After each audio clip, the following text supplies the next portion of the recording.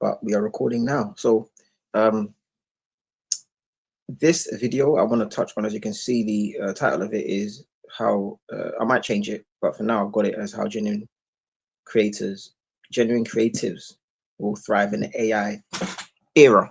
Now, this is something I've always thought about for a long time, basically, is what, where, because I think I mentioned it in one of my previous videos, where humans will flock to when AI starts taking over the whole, corporate world and taking over, jobs that can be automated and so forth. Um, there's going to be I did say that people will flock to places like, uh, I guess people will flock to places, yeah, like YouTube, whatever those type of platforms, right, where you can basically create content. But I guess it's like a part two of that, right? Because I wanted to kind of touch on the importance of those that are genuine creators. And what I mean by genuine creators are, um, there was a point in time, right, guys, where this was maybe, I don't know in terms of times, a specific, times. I don't want to say 1960s or 70s. I'm not completely sure, but I know there was a point in time where people that were entertainers, right, whether it be people that could dance, jazz, instrumentalists, vocalists, these type of people, they were essentially adored because it was like a new thing. It was like, oh snap, this person is amazing. Now, in those times, because technology wasn't as in, wasn't uh, as prevalent in that time period as it is in this one, people would actually would go and see people live, right? It would like be a thing that they had to make sure that, okay, I'm gonna go see this person, live, and they wanna pay whatever amount. It was usually those type of privileges were you say offered, basically, but those type of privileges were enjoyed by those of the uh, wealthier wealthier status. So they would go and watch people live because it was just they were just in awe of how a human being could be this talented, basically. When you now fast forward to the period of music production, right, where people started to use computers and so forth to make music, it became more and more easier to actually build and uh,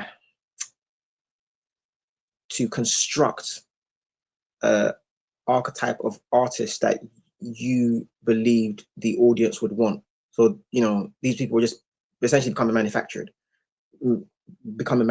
So as a result, there was a term, I want to say that back in the 90s, I would say, which was like, manufactured pop, stuff like that, where people just knew that there's a formula now. So that kind of took people away from wanting to see just those that are just naturally gifted, right? Live, that this person's amazing. I'm going to go see this person. I'm going to pay whatever amount to do so, because those people that were like that, they really, it's not earned, basically, right? But they really were able to charge the big bucks. Like, people like, do you want to see me? Okay, this is the amount, basically. And people are going to do it anyway because they're like, this is the only way to see you, pretty much, was live, because at the time TV and so forth wasn't kind of really around. I'm talking about them times when TV wasn't around. TVs obviously came to be, and then people were able to watch people live, and that it exploded them to a bigger population of people. So their fame was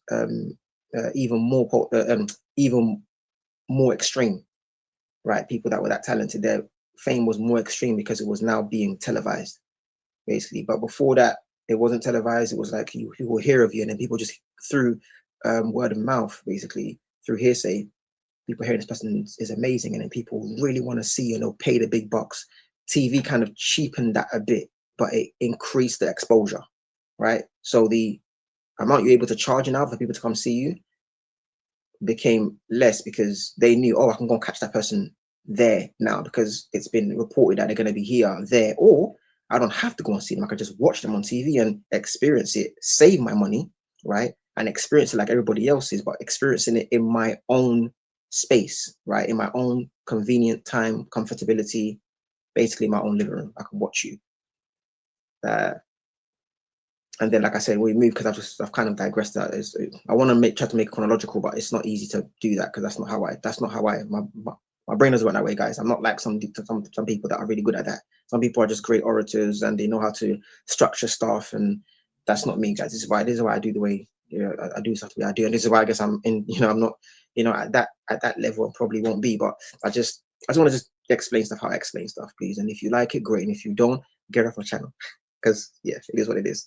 But thank you to those that do view it if you get anything out of it. So let me now fast forward it to the manufactured times where people started manufacturing quote unquote superstars.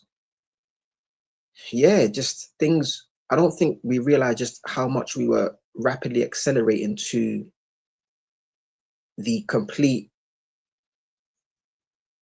simplification, right? The just essentially just making it not. It wasn't as novel anymore.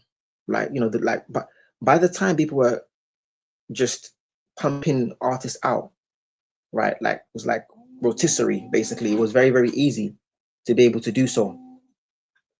Just make another artist, make another artist, make another artist. The novelty wore off.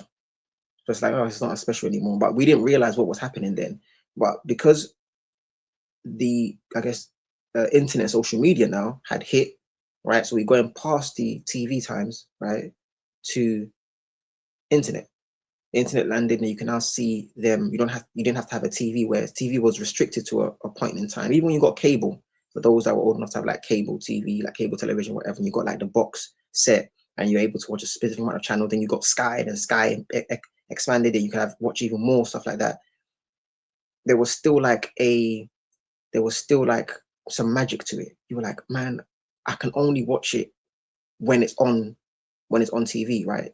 On terrestrial TV, and okay, you can see, okay, get set the time.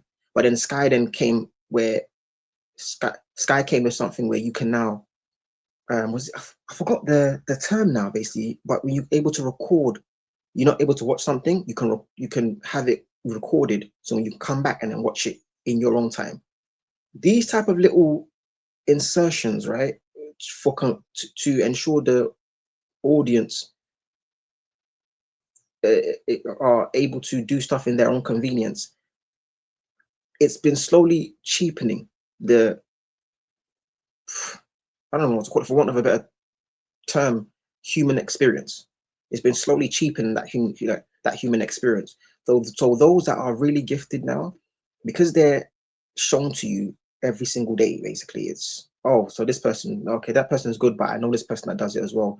It just becomes, they just become basic. They just become normalized, right? And this, I mean, it's a double-edged sword, because people like that sometimes may think that they may have somewhat of an ego, but it's good to have it. It's having an ego isn't essentially a bad thing, but an ego must come from when you've achieved stuff. If that makes sense. Just having an ego because I just have this gift, basically, now I can behave in a certain way, and not I don't know, kind of be respectful or humble, probably isn't great if you've not achieved anything with it. Okay, it was God given, fantastic, right? But work needs to be done. So I've completely digressed. It is what it is. So if I just kind of go back to the fact that internet came and just there was just a proliferation of just artists all over the gaff. Every single artist from here, there, and everywhere were essentially being shown to you. And so you knew that this person exists, this person exists, this person exists. It wasn't a special anymore, right? And that's where we landed, and that's where we are right now to this day. We are at that point right now where people don't really care about people that are talented. Yes, people will watch it. It may get a million views here and there. But because platforms like YouTube are showing you a plethora, like plethora meaning actually using the actual term of what it means. Plethora meaning too much. There's a plethora of these talented people, nobody, like, no one's gonna now sub to you because, like, oh, I know 4 other people online that do this. So let me see if I can just choose the best out of them and maybe follow them. But nah, because I don't have to follow them basically, because entertainment isn't. How do I put it? It's not. It's There was a point in time where it was like food for people, right? It was like one of the necessities people needed, and I think it is still that 100% to an extent. But the way people are consuming it, the umbrella term of entertainment, right, has now taken in even more, um has taken on even I want to call them more uh subtypes or subgroups, whatever, right? So yeah, entertainment might be, sports, music, I don't know, throw something else in there, right? I don't know, wrestling, we just say that, yeah, fighting, whatever, sports, whatever. Now entertainment is also, the people have now added in, because of how YouTube is set up, people have now added in just people just watching, I don't know, finance videos. That's now been added to, into that group basically, right? So entertainment now is massive umbrella of everything, right? Anything really now is seen as entertainment. So what I believe, what I believe that what I believe that this new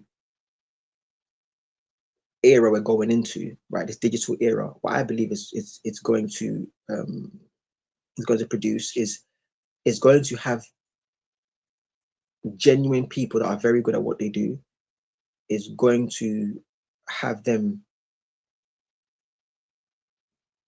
become in high demand again. And I say that because AI is starting to do a ridiculous amount of stuff. Like, is it VO3? Stuff like VO3, where it's creating videos of films, like feature length films. Basically, is creating that. It looks realistic as hell. AI is creating what do they call it? AI musicians, whatever. AI's who could, for example, take a simple song that somebody's made, basically, and then what's that AI? Is it what's it called again? That AI tool that improves your music. Is it is it Sonu? Sonar? Is it not? I think it's Sonu. No, Sony, something like that. Yeah, yeah.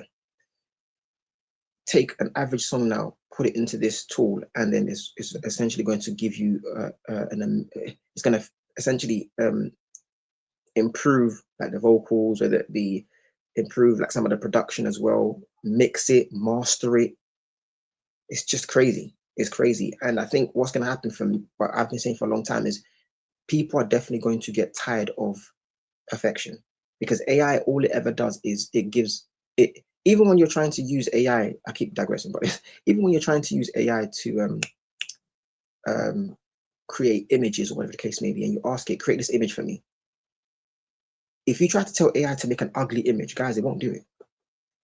You try your best, it would fight its way. It would be telling it you can't do it, but it's always trying to give you perfection, right? And it lets you realize that it's kind of making you realize that AI is limited in what it can do, because whoever the creators of that system basically are essentially forcing it to only give people stuff that they perceive as beautiful. But beauty's always been an eyes beholder. It's subjective to an extent. It's hard to say subjective, because there is a standard of beauty, right? There's certain people that, a large group of people are going to say, yeah, this person is attractive. But then there are certain nuances, right, where people will find certain face structures attractive, basically, right? But even though it's a small group and it's a minority, they exist, basically. But I'm just trying to say that that's where, when you kind of see what these AI tools do in not allowing you to create a specific look of a person, because the AI tool doesn't want to make people look ugly. I don't even get why. You you start realizing to yourself that you're restricted. Not only are you restricted from getting what you want, the AI is restricted, meaning it's not actually doing what you want it to do, especially if you're paying for that service. So, with that being said, it just kind of makes it very, very kind of, it makes it very, very clear to me that, I mean, first off, the AI is never gonna, it's unless it becomes sentient and start doing what it wants, it's never going to be able to essentially give you what you want from it, basically. So it's always trying to be perfect. It can't really, again, because it's not sentient, it can't really do what it wants, which is, let me do an average job this time around, because maybe because I'm tired, maybe because I didn't sleep well last night, I didn't have enough rest. This is what humans go through. This is why maybe sometimes you know there may be an oversight in our work where we don't do something um, within a specific quality that we know we can, because mistakes are made. AI, once it becomes very good, it can never come back down.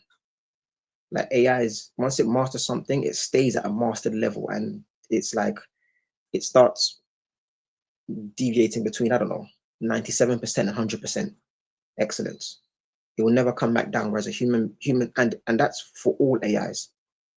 A new AI system that comes in is only going to look at what is my, if not predecessor, what is my competition? How is it producing? Oh, that level, I need to produce at that level. They're always going to come in high level, and they don't know how to become, they don't know how to, it will never be um, average again.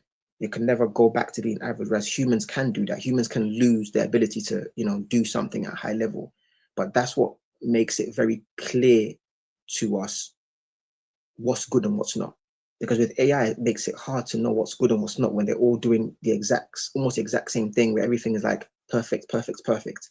And I believe the era going into, human beings are going to start really appreciating and demanding for imperfect, like actual um, real,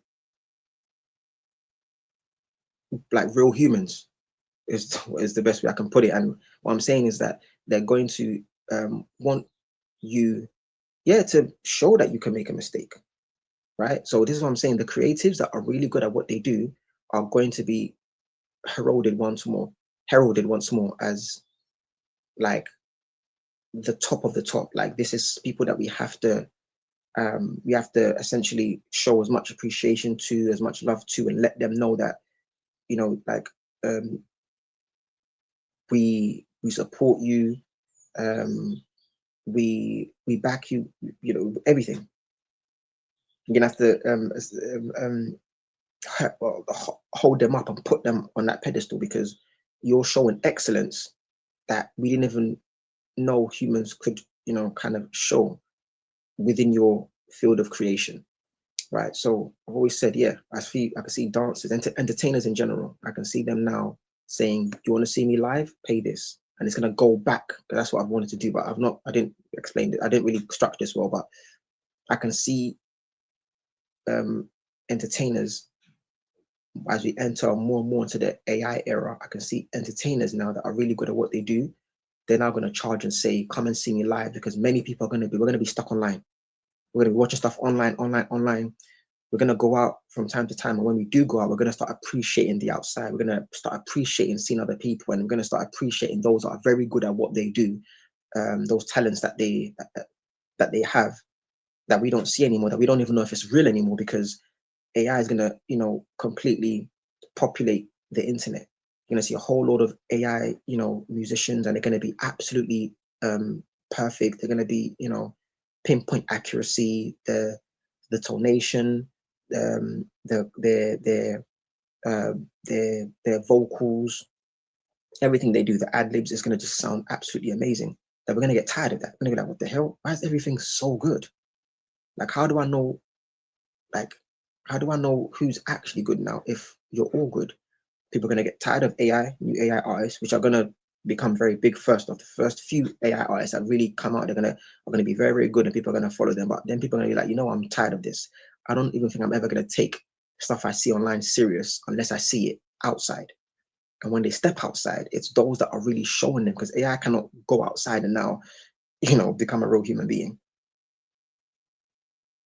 And that's where that's where, this ties into my last video where I said, yeah, people are gonna really, really, human beings are gonna really take center stage. We're gonna have to become human beings, even though that's technically human doing. Someone going outside to perform whatever is actually human doing, but it's still something it's not anything that you could say they're going out to get paid for and they don't enjoy it, because that's essentially what human kind of doing is. When I say human doing, that's what I'm kind of referring to, is people going out having to do stuff they don't necessarily want to do, but they know to themselves, in this capitalist society, this economy, I need to basically make money, so I'm going to go and do this thing, study finance, whatever the case may be, which I don't really want to do. I'm going to do it in order to make great money so I can live a certain life. So that's a human doing. Whereas you going out to just do what you love doing. You're a dancer, you're great at what you do, you do dance and acrobatics, you like merge them together and you're just amazing what you do. People are going to be like, wow, a human can actually do this, and I can see it live. Yeah, but this is going to tie back to those times when TV, internet wasn't around, where people that were that talented were able to demand big bucks, get people out of their houses to basically go out, socialize, watch, amazing attractions. This is basically where I believe we're going to. So that's just my take on it. I don't know if people agree. I don't know if people believe that it's not going to be the case, and in fact, people, I don't know, human beings are going to just get addicted to perfection to the point that where they're not going to want to see human beings. That might be your take. I just don't believe that's going to be the case. I believe that we're going to crave humanity. We're going to crave the real, and we're going to want to see life again in its most beautiful form, which is, seeing it happen naturally, and knowing that there's people out there that actually do this for real. It's not just some AI generated video of somebody doing it. This is a person being. So let me know your thoughts, man. This is I'll cut it short here. It's Dan Digresses. Like, comment, and subscribe. I'm catching the next one.